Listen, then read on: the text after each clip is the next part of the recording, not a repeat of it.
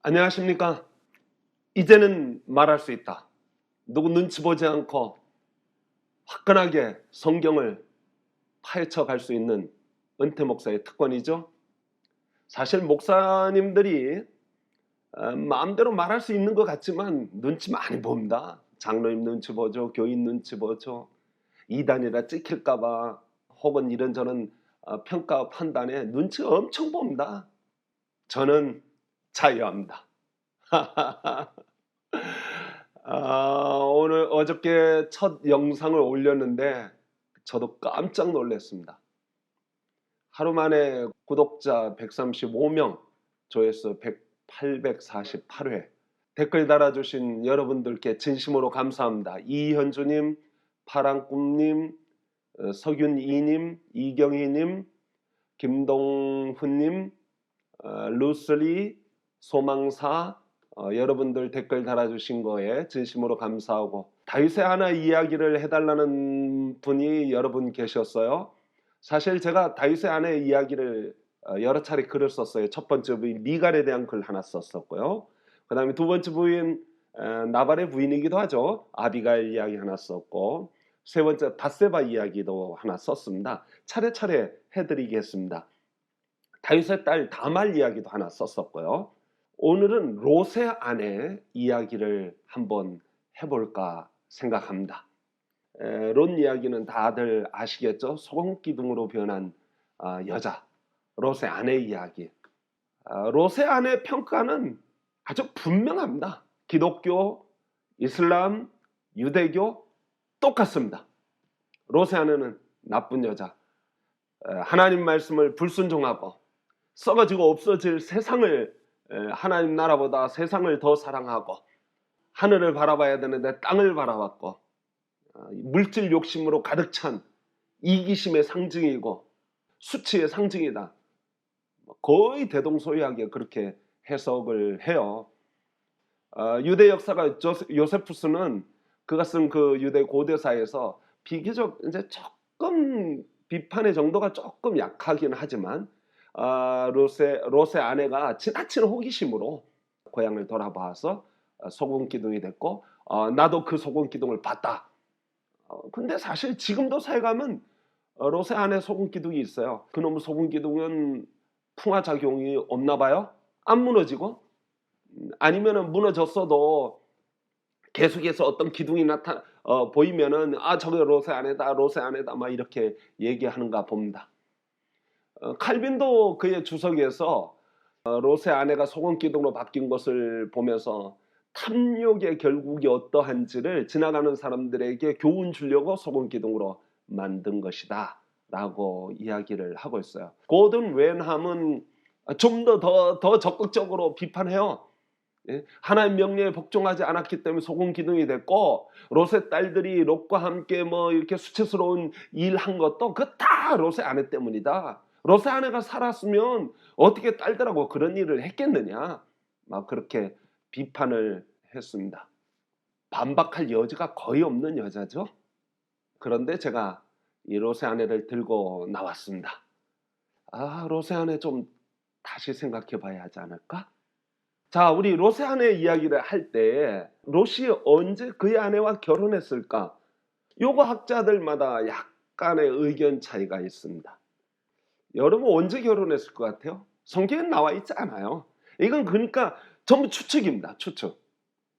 두 가지 추측이 있어요. 롯의 아내가 소돔 성의 여자였을 것이다 라고 추측하는 거예요. 그래서 소돔이 멸망할 때 뒤를 돌아본 것은 자기 고향이 무너지는 모습에 안타까움을 느껴서 돌아봤다, 뭐 이런 식으로 해석하는 경우가 있어요.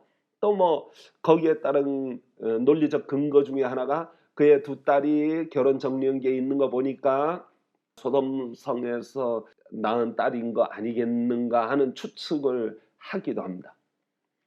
또 다른 추측으로는 그 고대 당시에 결혼 정년기가 몇 살일 것 같습니까? 뭐 우리나라는 이제 결혼 정년기가 높아져 가지고 30대 결혼을 하더라고요. 근데 저 때는 20대 초반에 결혼하고 남자는 20대 중반 이렇게 결혼했는데, 롯 시대에는 결혼 몇 살 때 했을 것 같아요? 아시는 분은 짐작하시겠지만 10대 때 결혼했습니다. 자, 그렇다면 롯이 첫 번째 와이프가 죽고 두 번째, 세 번째 뭐 해가지고 뭐 그동안 자식도 없고 그러다가 마지막으로 그냥 얻은 아내가 소돔성의 여자였다라고 생각하면은 뭐 그것도 이해할 수 있지만 저는 그냥 롯이 아브라함이 고향 갈대아 우르에서 떠날 때 조카 롯을 데리고 갔다고 그랬잖아요. 그때 조카 롯의 나이가 몇 살이었을까 하는 추측을 먼저 해봅니다. 삼촌 아브라함을 따라갈 수 있는 나이는 최하 10대가 아닐까요? 최하. 뭐 설마 아브라함이 75세 아브라함이 갓난쟁이를 안고 가지는 않았을 것 같아요. 아무리 나이가 적어도 10대. 그가 롯도 자기 아브라함처럼 본토 고향 친척 아비 집을 떠나야 하는 그런 결단을 할 수 있는 정도라면은 모험을 즐기는 20대. 뭐 그때가 아니겠는가. 그렇다면 롯은 이미 결혼했다. 라고 생각이 돼요. 그래서 저는 둘 다 일리 있는 이야기인데 저는 두 번째 이야기를 조금 더 생각을 하고 있어요. 제가 뭐 나중에 이제 롯과 롯의 아내 이야기를 풀어볼 때 그렇게 이야기를 할 생각입니다. 우리가 롯의 아내를 평가하기 이전에 롯의 아내가 뭐 아까도 제가 얘기했지만 이기적인 여자, 물질을 사랑하고 하나님 말씀보다 세상을 사랑하고 돈을 사랑하고 막 그런 것으로 평가를 받는데 여러분 솔직해지자고요. 전 우리 성경 보는 분들이요. 너무 단선적이에요. 너무 그냥 일률적이고 솔직하게 안 봐요. 안 본다고 말하면 솔직하게 못 보고 있어요. 바보들 같죠. 여러분 롯의 아내를 평가하려면 반드시 롯을 평가해야 됩니다. 롯이 어떤 사람인지. 솔직히 성경은요. 롯의 아내가 과거에 그 전에 물질의 욕심을 보인 구절이 단 한 구절이라도 있나요? 없어요. 롯의 아내가요. 세상을 사랑했다. 돈을 사랑했다. 뭐 그런 본문이 한 구절도 없습니다. 어떤 본문이 있냐? 롯이 돈을 사랑해요. 롯이 삼촌 아브라함과 양떼를 가지고 뭐 서로 티격태격 싸울 때 아브라함이 그러잖아요. 야, 우리가 서로 양이 많으니까 함께 있을 수 없다. 그러니 우리 서로 갈라서 자. 그래서 삼촌 아브라함이 막 큰 맘 먹고 진짜 내가 어른이니까 큰 맘 먹고 롯에게 제안하잖아요. 야, 네가 동하면 내가 서하고 네가 좌하면 나는 우하리라. 먼저 선택해. 아브라함이 솔직하게 그런 마음이었을까요? 정말 네가 선택하면 내가 그 나머지 선택할게. 솔직히 아브라함이요. 롯이 양보할 줄 알았어요. 아유, 삼촌 지금까지 우리를 돌봐주고 인도해 줬는데 어떻게 제가 감히 먼저 선택할 수 있겠습니까? 삼촌이 해야죠. 그럴 줄 알았어요. 근데 이 롯이요. 얼마나 약삭 빠르고 욕심이 많고 그러니 삼촌 양떼하고 계속 싸웠죠. 딱 둘러보니까 저기에 소알 땅, 소돔과 고모라 있는 그 땅은 막 얼마나 물도 풍부하고 에덴 동산 같고 막 너무 좋은 거야. 저기 삼촌 저기 제가 가질게요. 아브라함이 그 얘기 듣는데요. 얼마나 실망했는지 몰라요. 안 했다고요? 했어요.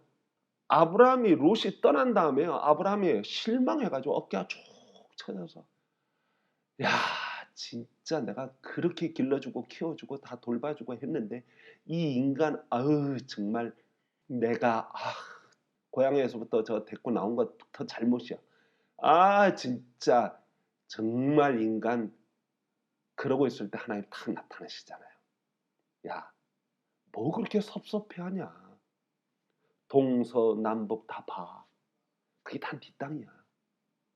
야, 롯은 저기 소돔 땅 하나 동쪽 거기 갔지.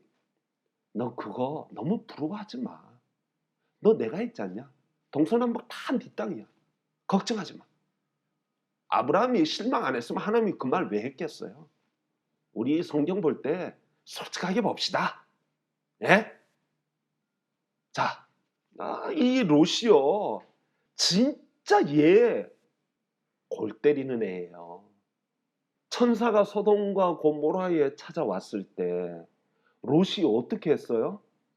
생전 처음 본 사람이야. 천사인 줄 몰랐어. 생전 처음 본 사람 두 사람이 남자가 왔는데 그 사람을 환대하고 지키기 위하여 롯이 어떻게 합니까? 자기 딸을 소돔과 고모라 사람들에게 내줘요. 야, 우리 남자를 알지 못하는 이 두 딸이 있는데 진짜 남자 알지 못했는지 몰랐는지 그거 잘 모르겠어요. 아무튼 약혼자가 있었는데 그 당시 성문화, 소돔과 고모라의 성문화를 볼 때에 진짜 남자를 몰랐는지 알았는지 제가 말을 못해. 롯의 얘기예요. 그냥 남자를 알지 못했는데 이거 줄 테니까 이 남자들은 좀 건드리지 마라. 아유 정말 이게 아버지입니까? 예? 생전 처음 본 사람을 환대하기 위해 내 두 딸을 희생해요? 정말 전 성경 보면서 왜 욕이 나오죠? 진짜 이거는요 욕 안 할 수가 없어요. 롯 개쓰레기입니다. 물질 욕심으로 가득 찼고 개쓰레기예요. 그러니까 나중에 지 딸들하고 그 짓을 해가지고 모압과 암몬 족속을 낮춰. 정말 솔직해지자고요. 왜 아무 말 없는 롯의 아내 갖고 그 롯이 했던 모든 욕심, 잘못 이런 걸 다 덤태기로 롯의 아내에게 던지냐고요. 정말 진짜 이 천사들이요 소돔과 고모라에서 나와야 된다. 롯이요 거기서 얼마나 주저해요. 내가 지금까지 쌓아놓으니 재산 어떡하 그러잖아요. 그러니까 천사가 진짜 답답하니까 정말 이 인간 그래서 손을 잡아가지고 강제로 끌고 가잖아요. 누가 욕심부려요? 솔직하게 롯이 나빠요? 롯의 아내가 나빠요? 성경에서 롯의 아내를 부정적으로 평가한 거 행동이나 뭐 이렇게 마음 하나도 없어요. 소금기둥 된 거 한 개밖에 없어요. 여러분 우리 성경 읽을 때 좀 정직하게 읽자고요. 제대로 읽자고요. 왜 왜곡되게 읽냐고요. 정말 오늘 또 열받네. 제가 그래가지고 이 부분을 좀 정직하게 해석한 분이 없을까 해서 막 찾아봤어요. 주석들을.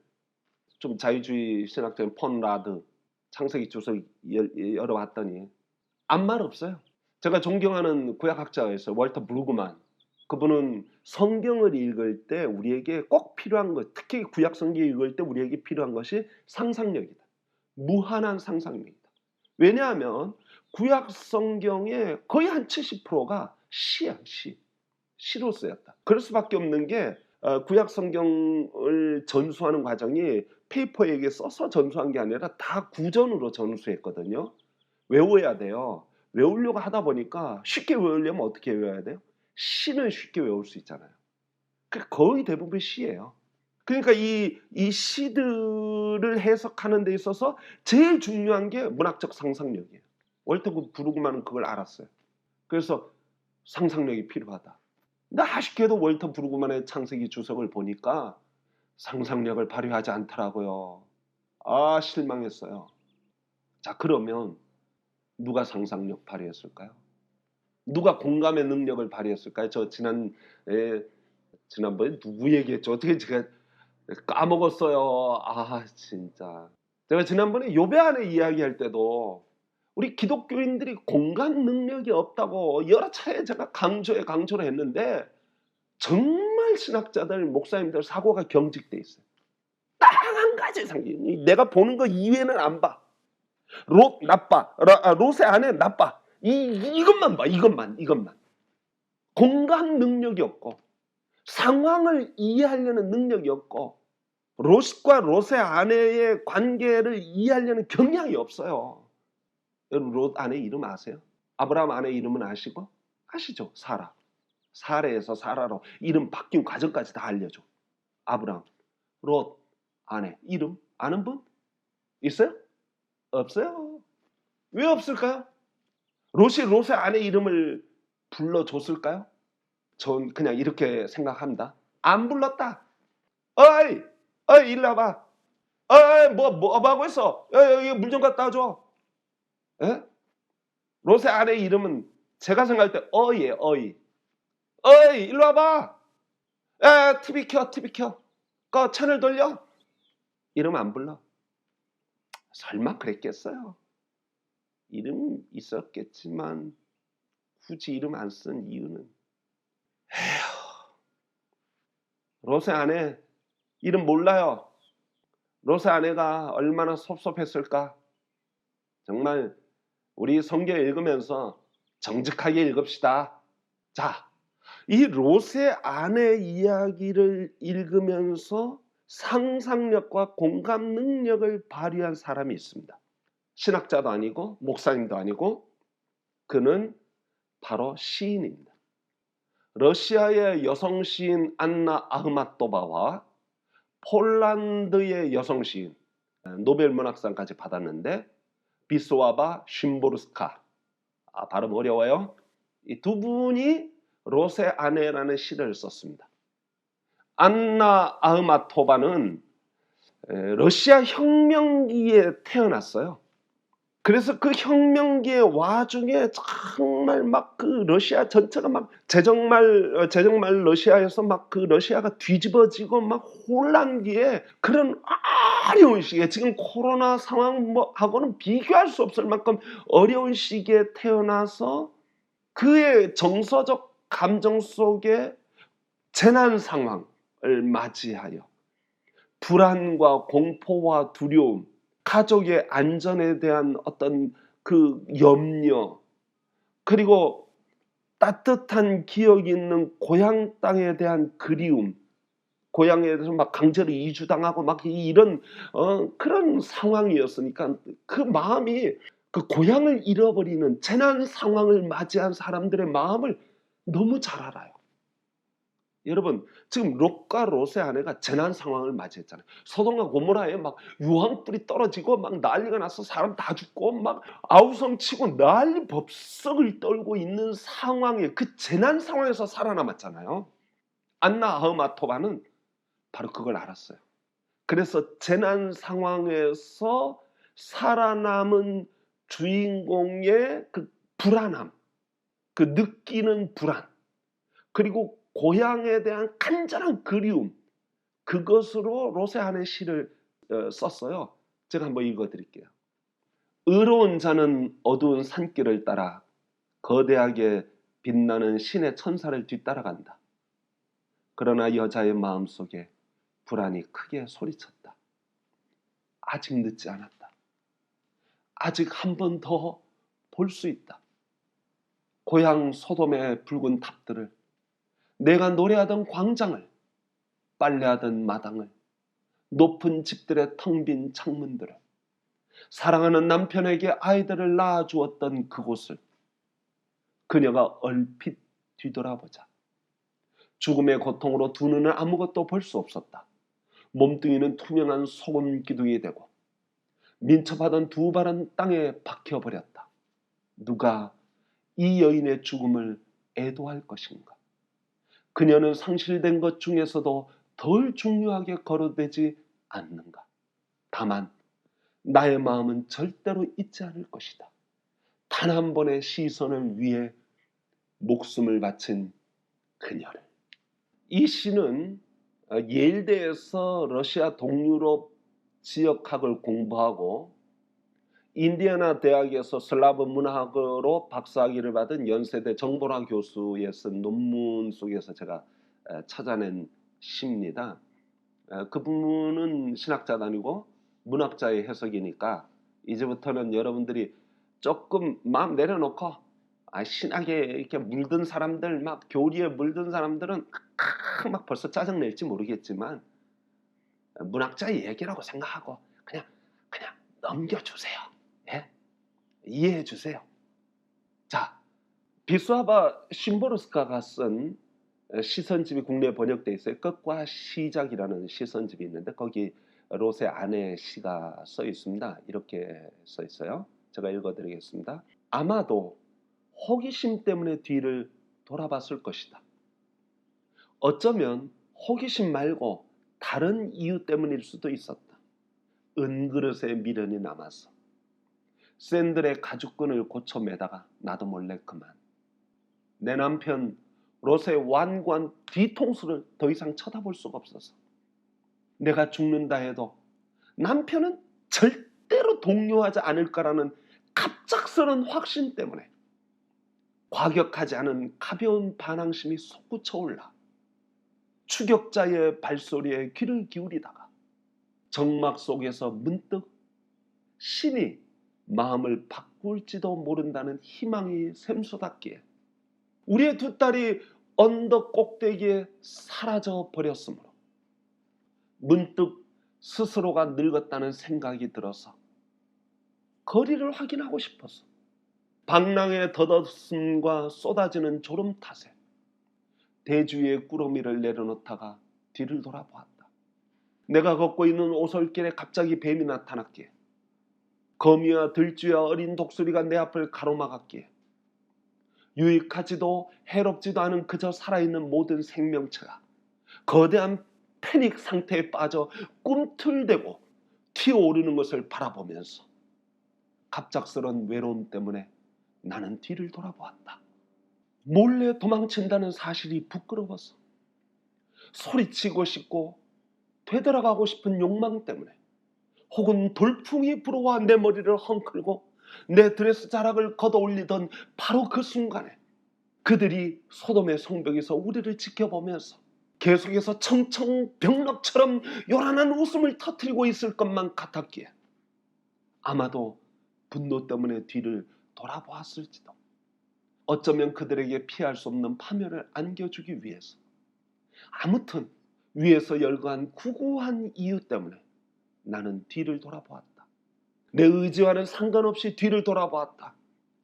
그것은 단지 내 발밑에 나라 하여금 발길을 돌리게 하려고 무던히도 애쓴 성난 돌멩이 하나 때문이었다. 그것은 단지 내 눈앞에서 돌연히 끊겨버린 오솔길 때문이었다.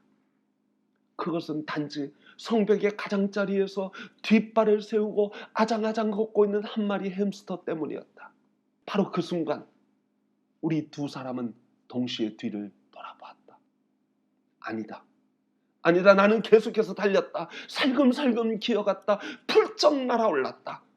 어둠이 하늘에서 쏟아져 내리기 전까지, 어둠 속에서 뜨겁게 달아오른 돌멩이들과 죽은 새들이 무참히 추락하기 전까지 숨을 쉴 수 없었기에 나는 빙글빙글 돌고 또 돌았다. 누군가가 이 광경을 봤다면 아마도 내가 춤을 추고 있다고 생각했으리라. 바닥으로 떨어지는 순간 아마도 두 눈을 부릅뜨고 있었을지도, 어쩌면 내 얼굴은 도시를 향하고 있었을지도. 이 심부르스카는요, 아주 여성의 섬세한 것으로 평범하고 일상적인 물건, 심지어 비속하거나 열등한 것으로 이어지는 그런 관념들을 이용해서 그 롯의 아내 마음을 막 섬세하게 살피고 있어요.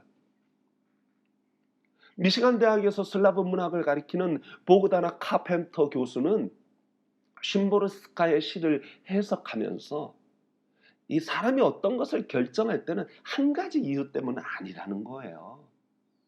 한 가지 이유 때문에, 딱 한 가지 이유 때문에. 사람이 얼마나 복잡한 동물인지, 동물 아니죠. 사람이 얼마나 복잡한 사람인지, 계산이 머리가 너무 복잡하다는 거예요. 생각이 너무 많다는 거예요. 롯의 아내도 역시 그랬을 것이다. 돈 때문만은 아니다. 세상 때문만은 아니다. 복잡한 생각 때문이다. 그래서 두 시인이 롯의 아내 결혼한 것의 시점을 조금 달리했어요. 첫 번째 그 러시아 시인 안나 아흐마토바는 롯이 소돔에서 결혼했을 거라는 전제하에 시를 썼다면 비스와바 쉼보르스카는 그보다 더 전에 결혼했을 것이라고 추측하고 썼어요. 그래서 저는 비스와바 쉼보르스카의 더 동의를 하면서 이렇게 롯 이야기를 조금 각색해 보았습니다. 롯이 고향에서 이제 결혼을 했어요. 10대 때. 롯의 아내는요, 롯과 결혼하면서 마음에 큰 희망이 있었어요. 여자들이 다 남자하고 결혼하면 희망이 생기잖아요. 희망이 생겼어요. 이 남자하고 행복하리라. 이 남자하고 정말 잘 살게 되리라. 이 집안이 괜찮은 집안이잖아요. 부잣집이잖아요. 예? 그래서 희망을 가졌어요. 그런데 어느 날 자기 남편이 갑자기 고향을 떠나겠대. 왜 떠나냐 물으니까 모른대. 이유는 모르겠대. 그런 게 어디 있어요. 삼촌 아브라함이 가자 그래서 어디로? 몰라. 그냥 가재. 이런 황당한 사람 어디 있어요? 가자는데 이 롯의 아내는 진짜 순종적이에요. 가자 그러니까 오케이. 남편이 가자 그러면 가야지. 그 따라가요. 그래서 생전 처음 이제 좋은 집에서 살다가 이제 광야에서 살고 양과 소 뭐 이런 거 치어야 되니까 큰 냄새 나는 거기서 소젖도 짜보고 막 온갖 목동들과 싸움에 뭐 그 갈등에 머리도 아프고 그래서 막 그 가뭄이 드니까 이집트로 갔다가 거기서 뭐 아브라함 아내가 뭐 이렇게 되고 저렇게 되고 막 온갖 일들을 겪어요.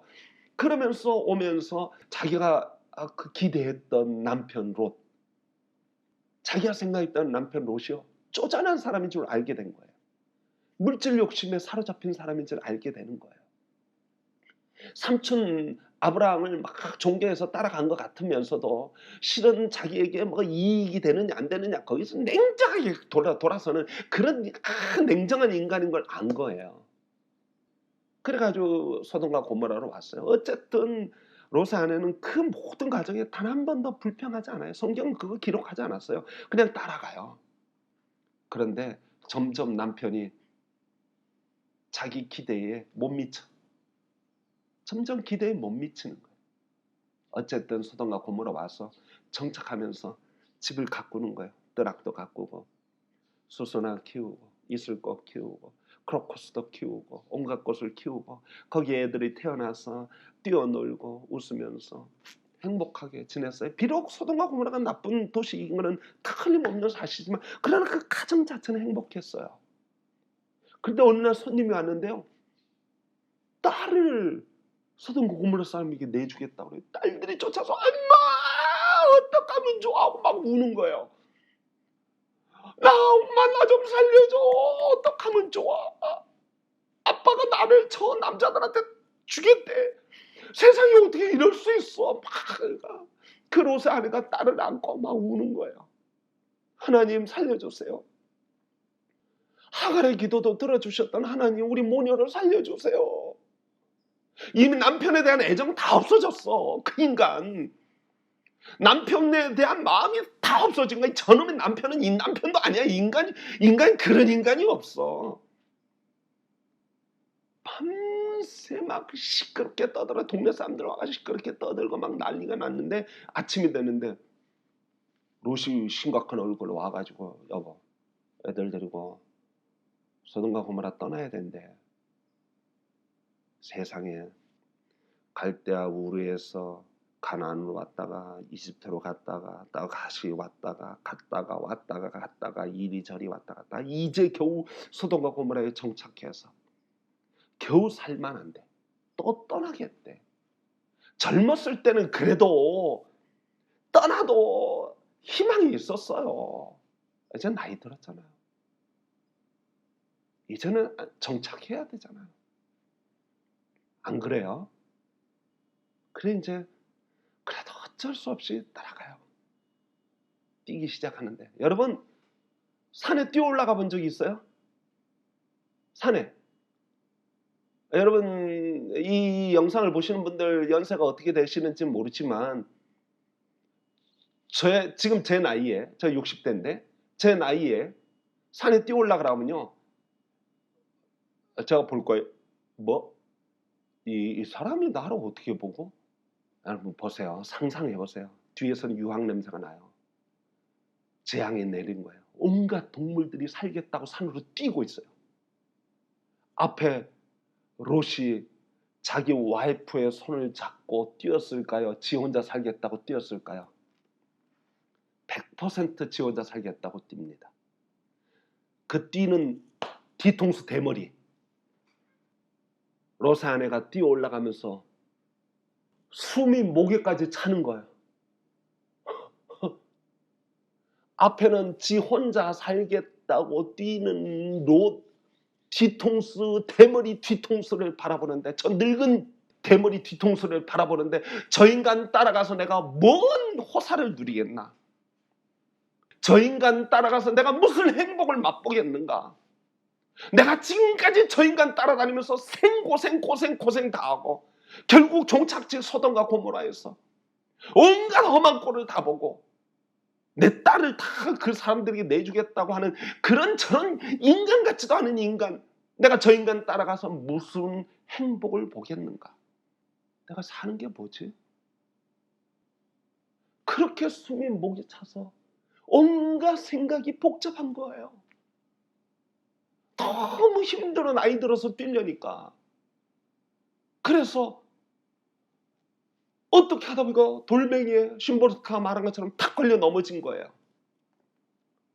샌들이 탁 풀렸는데 샌들 거를 묶으면서 생각하는 거야. 난 뭐지?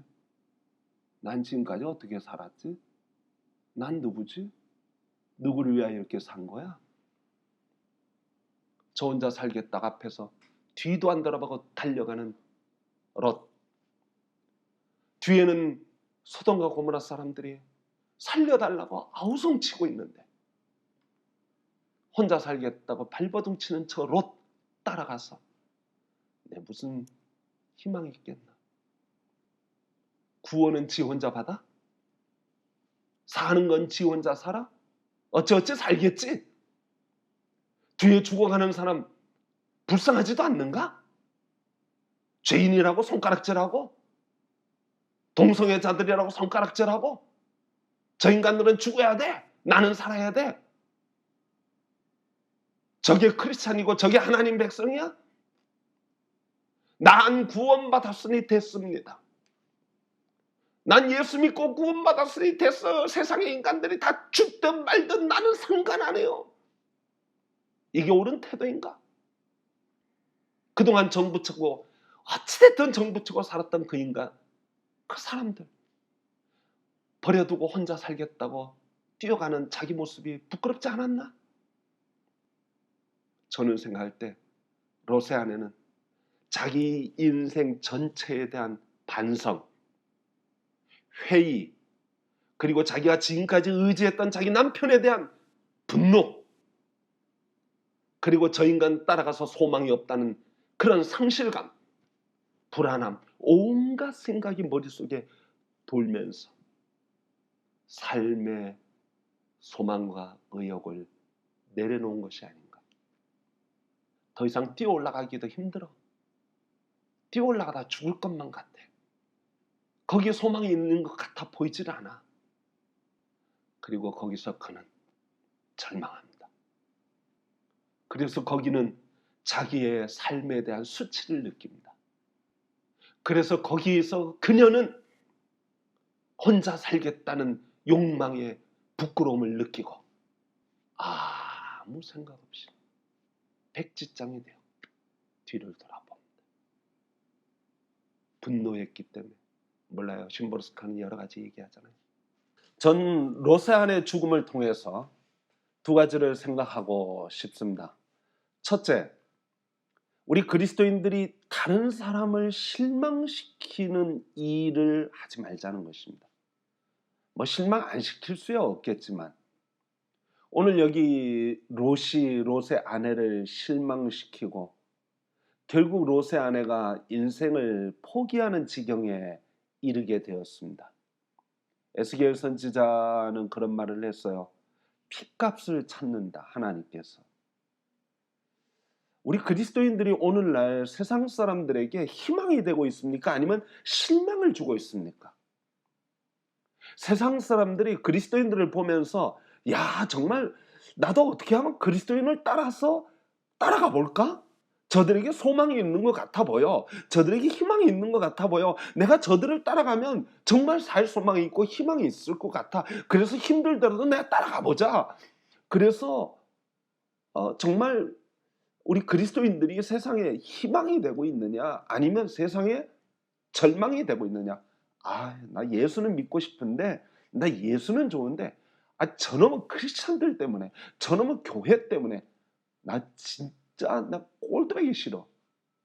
여러분 오늘날 우리 기독교가 롯이 되고 있습니까? 아니면 반대로 다른 사람들을 끌어안는 정말 의인을 구하러 온 것이 아니라 죄인을 구하러 오셨다고 말씀하신 예수님처럼 그들을 구원하고자 끌어안고자 구원의 길로 인도하고자 애쓰는 그런 진정한 교회의 모습, 진정한 그리스도인의 모습을 하고 있느냐 하는 것 저는 질문하고 싶습니다. 두 번째 롯의 아내를 통해서 우리가 생각해 볼 수 있는 것은 롯의 아내도 하나님 믿는 사람이잖아요. 롯의 아내도 지금까지 롯을 따라다니면서 신앙생활을 했잖아요. 그렇다면 사람에게 실망하고 실족하여 넘어지는 것, 사람을 바라보고 전 솔직히 세상을 바라봐서 롯이 아내가 소원기둥 됐다고 하기보다는 세상 바라보고 롯이 더 바라봤죠. 물질 바라보고 치사하기는 롯이 훨씬 더 치사했죠. 인간 같지도 않은 인간이었죠. 그러나 사람에게 실망하고 실족하여 넘어지는 롯의 아내. 오늘 우리 그리스도인들이요. 요즘 가난한 성도가 자꾸 늘어나요. 왜 늘어날까요? 한 가지입니다. 눈에 보이는 그리스도인들에게 실망한 거예요. 그 사람이 목사님이든 장로님이든 누구든 실족하는 거죠. 넘어지는 거예요. 그래서 기브업하는 거죠. 그리스도인 공동체를 기브업하고 교회를 기브업하고 그러다가 마침내 롯의 아내는 어떻게 돼요? 자기 삶을 기브업하잖아요.